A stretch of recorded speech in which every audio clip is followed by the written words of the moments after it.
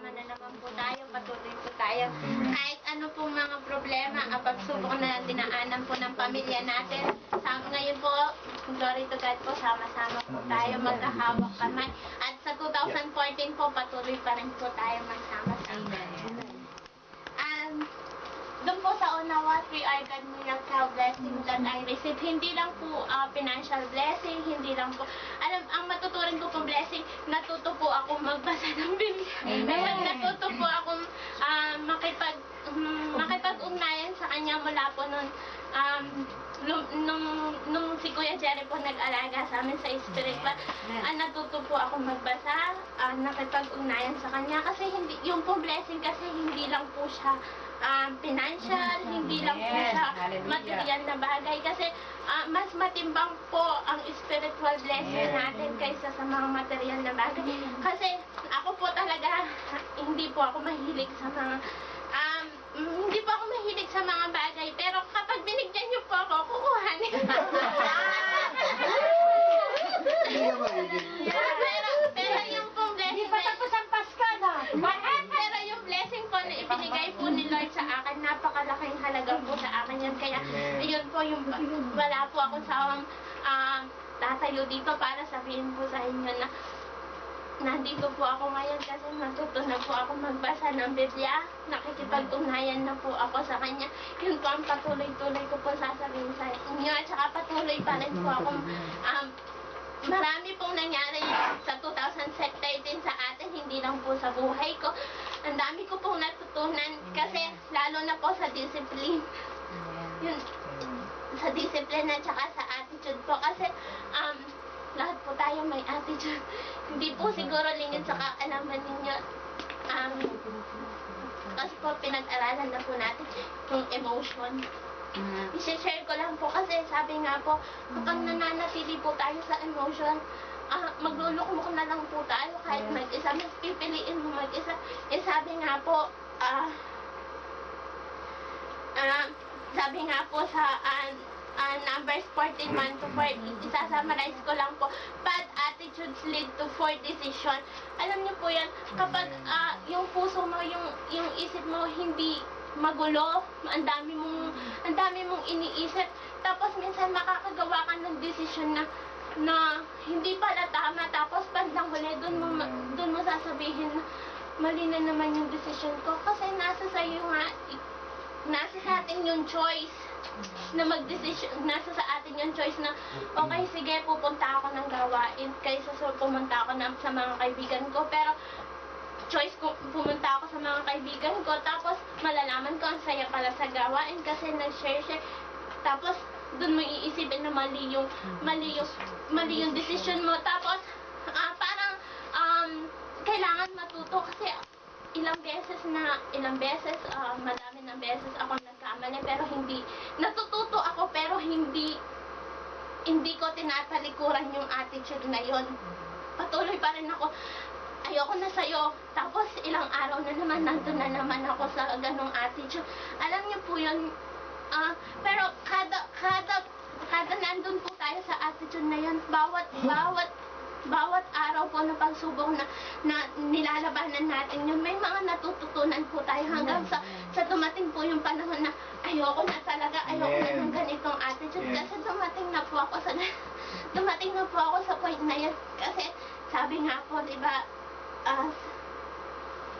sabi nga po sa Hebrew 12:5-11, sometimes God punish us to bring us back to Himself. Hinahayaan po niya tayo, minsan po yung parang pinapunish po niya tayo para ulit magbalik po tayo sa Kanya. Ngayon, bukas ayoko mag-church, matutulog na lang ako maghapon. Tapos alam mo yun, hindi si God parang hindi mo siya mapagmamalakihan kasi ikaw yung nawalan.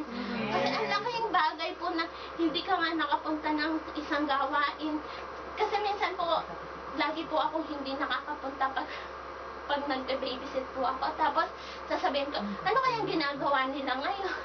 Tapos sabi ko, choice ko naman hindi pumunta.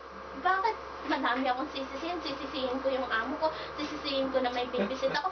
Choice ko nga hindi pumunta, pwede ko naman tanggihan yung amo ko, pwede ako magpasok ng kusina. Kaya, choice mo na hindi ka pumunta ng gawain, hindi nakapakinig. Kaya huwag ka huwag mo sisihin yung amo mo. Yung amo ko kasi hindi ako kasi minsan po, madalas ganun tayo. Nagsisisi po tayo ng mga ibang tao kung bakit hindi tayo nag-grow.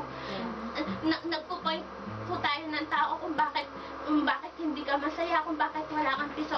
Yung taong yun, wala naman siyang ginagawa. Pareho kayo. Sabi nga po, last time mo kasi, may mga nangyari din po ngayong 2014 na to na ang dami ko po natutunan. Sabi nga po, hindi mo, alam niyo po, dati po kasi napaka-sensitive po pong tao. Kasi, hindi ko lang po alam kung alam po ng tita, hindi po ako yung tipo ng tao na hindi po ako madaling makatanggap ng rejection. Doon po talaga ako mahina. Tapos yung emotion ko, yung jealousy po. Yun, di ba napag-aralan na rin po natin. Pero napag-aaralan po natin, sabi ko ayoko na talaga. Pero yun nga po yung sinasabi ko sa inyo. Lagi ko po siyang sinasabi, natatalikuran ko na. Pero alam niyo po yan, kung kailan po ako lumalapit, kung kailan po ako nagbabasa, doon po ako pumupunta doon sa point na ayan na naman, nandito na naman ako sa feeling na ganito. Kapag po kasi nandun po ako sa feeling na ganito, mas gusto ko pong nag-iisa lang po ako. Wala po ako. Pero alam niyo po yan, hirap po na nag-iisa kasi hindi niyo po alam. Sasabong na lang po kayo. Tapos ayaw mo pang magbasa ng Bible kapag nandun ka sa point na yun.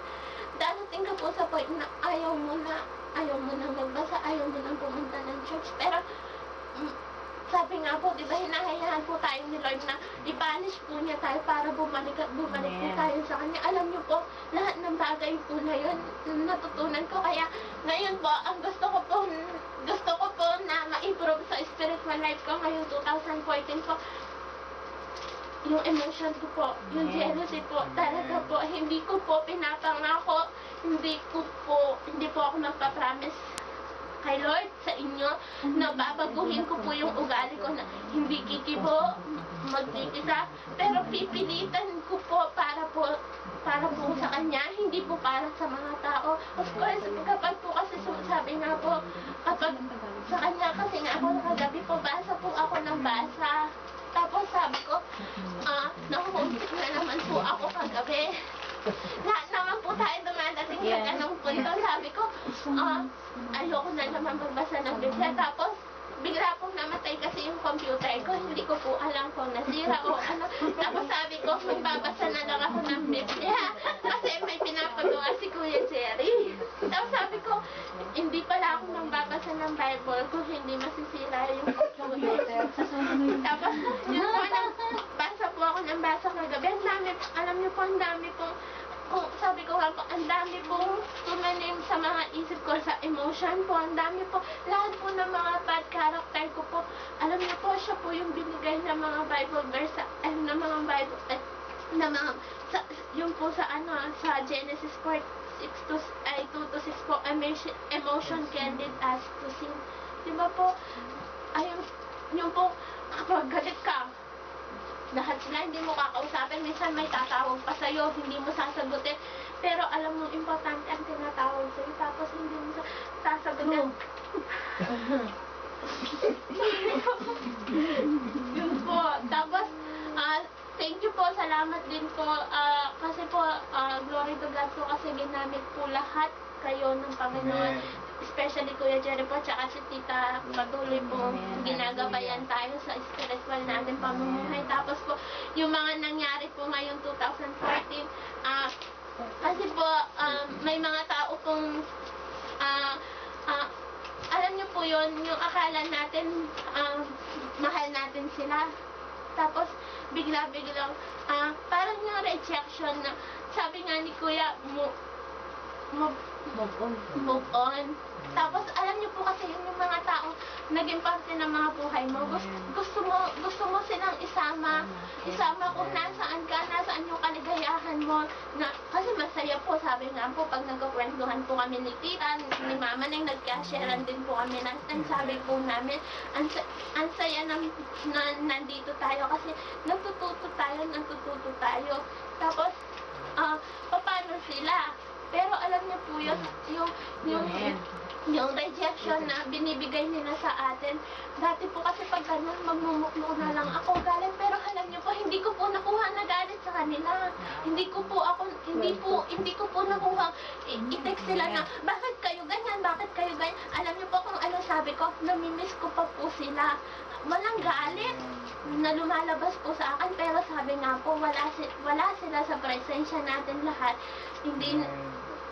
Sorry po, hindi sila nakakatulong po sa pag-grow natin. Kasi paano po sila makakatulong? Sila po iniisip natin, hindi tayo iniisip, nagkakaproblema tayo. Hindi po sila nakakatulong, pero andito yung pamilya natin. Kung sino yung pamilya natin na kasama po ngayon na nakakatulong sa pag-grow natin sa spiritual, doon po tayo mag-focus. Hindi po tayo mag-focus doon sa mga tao hindi pa nagiging matibay yung pundasyon natin kasi ganun po tayo. Yung mga tao wala sila ang hinahanap natin.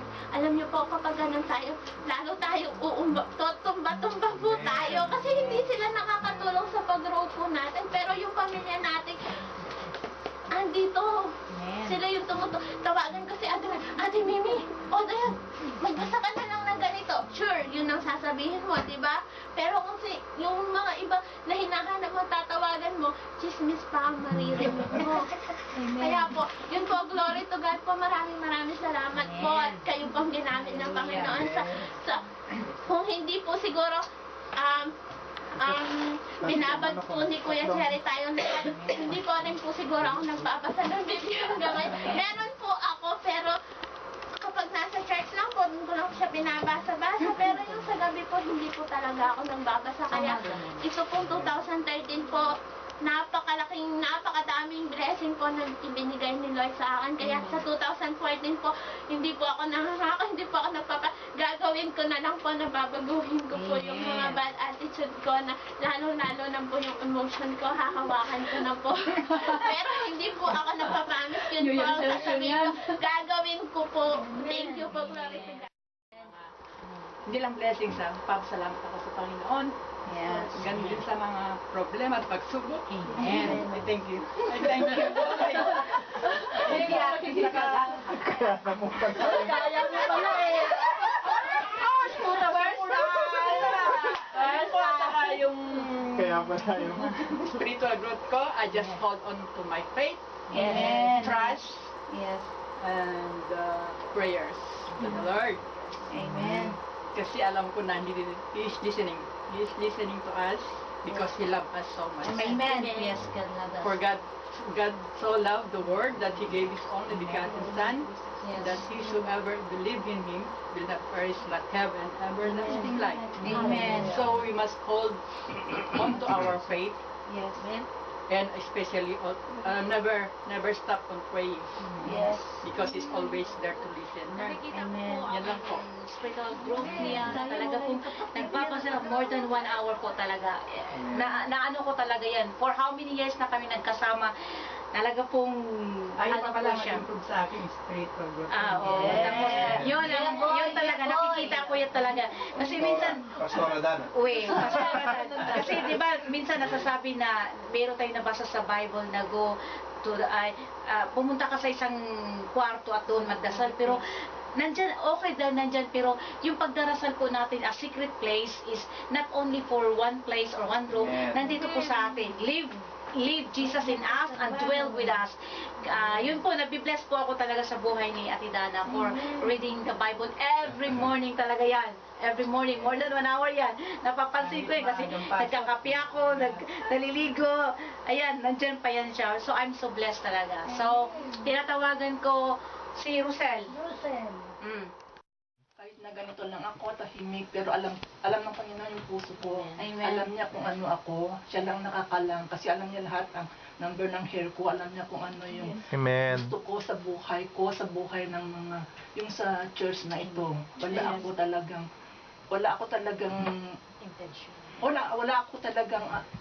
wala ko talagang nais sa church na Amen. kasi gusto ko yung magkaisa nga, tapos yun nga yung lahat transparent, pakinggan mo yung side ng isa, pakinggan mo yung isa. Amen. Hindi lang isa.